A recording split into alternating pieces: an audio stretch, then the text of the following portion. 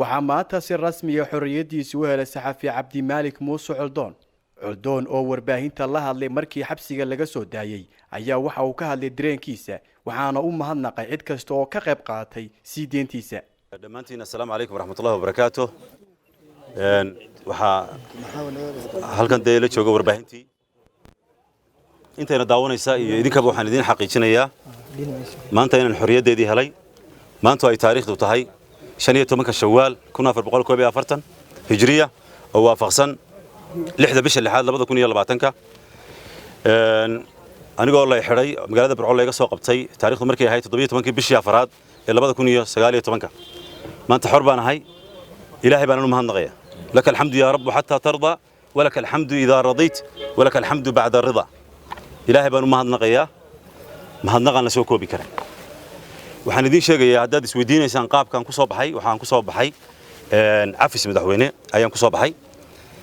halkan waxaan uga mahad celinayaa cid kasta oo ka qayb qaadatay soo deyntayda. ma magacaabi karayo waa badan yihiin aad bay u badan yihiin. si gaar ah waxaan ugu mahad celinayaa oo runtii yani waxa weeye goolkii ugu dambeeyay dhaliyay gudoomiyaha xisbiga wadani mudane cabdiraxmaan cirro oo runtii ku dadaalay inaan xorriyaddeedii helo. waxaanan ilaaweyn oo isaguna ka qayb qaatay gudoomiyaha xisbiga ucid injineer Faysal Cali Waraabe oo isaguna sii deynteedan ugu dambeysay ka qayb qaatay. sidoo kale waxaan u mahad celinayaa madaxweynaha Soomaaliland Muuse Biixi Cabdi aqbalaadda uu ka aqbalay inaan xorriyaddeedii helo. waxaan kaloo u mahad celinayaa qof iyo dhinac iyo hay'ad cid kasta oo ka qayb qaadatay inaan maanta xorriyaddeeda helo oo ka xumaa inaan xidhnaado oo ducaynayay oo ku taamayay oo rajaynayay mar uun inaan xorriyaddeeda helo.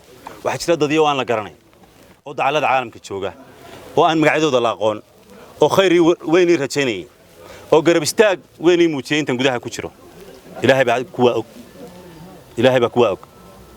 waxaan mahad celinayaa hay'adaha xuquuqda aadanaha ee ka shaqeeyay ee arrimahayga ka hadlay kuwa wadaniga hay'adda xuquuqda kuwa wadaniga sida hay'adda xuquuqda aadanaha ee Hargeysa iyo qaranka iyadana waan mahad celinayaa. waxaan si gaar ah ugu mahad celinayaa oo aan marnaba aan iga hadhin Amnesty International منظمة العفو الدولية iyadana waan mahad celinayaa. hay'adda Human Rights Watch iyadana waan mahad celinayaa. baarlamaanka midowga Yurub oo arrinkayga ka hadlay isagana waan mahad celinayaa.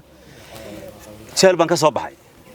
waxa weeye warbaahintuna waxa weeye halkan aad igu timaadeen waxaa jira dad iyo badan oo aanan ogeyn oo dhaqdhaqaaq sameeyay.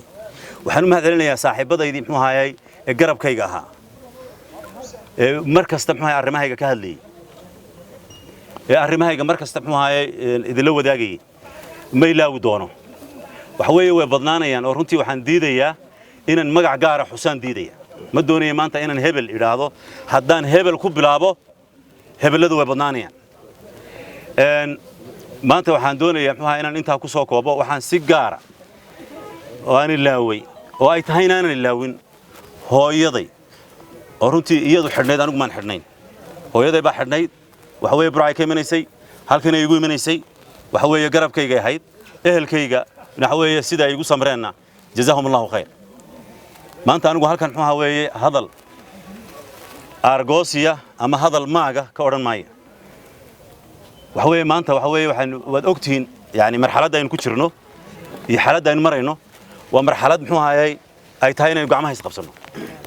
waxaan ku baaqayaa inaynu maanta gacmaha is qabsano. waxaan ku baaqayaa inaynu bog cusub furno. waxaan leeyahay anigu hadalkii uu ku yiri nabiyullaahi yuusuf calayhi salaam markii uu jeelka ka soo baxay walaaladii ayaan aniguna leeyahay.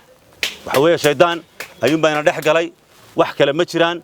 waxa weeye maanta waxa weeye xaggii dambe eegi mayno xaggii dambe waan ka nimi bal xagga hore aynu muxuu ahaay u soconno inagoo istoosinayna inagoo isla talinayna inagoo aan aamusayn. laakiin waxa weeye wixii hore way tageen. waxaanan jeclaan lahaa inaynu muxuu ahaayay aynu halkaa ku soo koobno. waxa laga yaabaa inaad su'aalo idinku taagan yihiin su'aalo idinku taagnaana inta badan muxuu ahaayay waan ka jawaabay.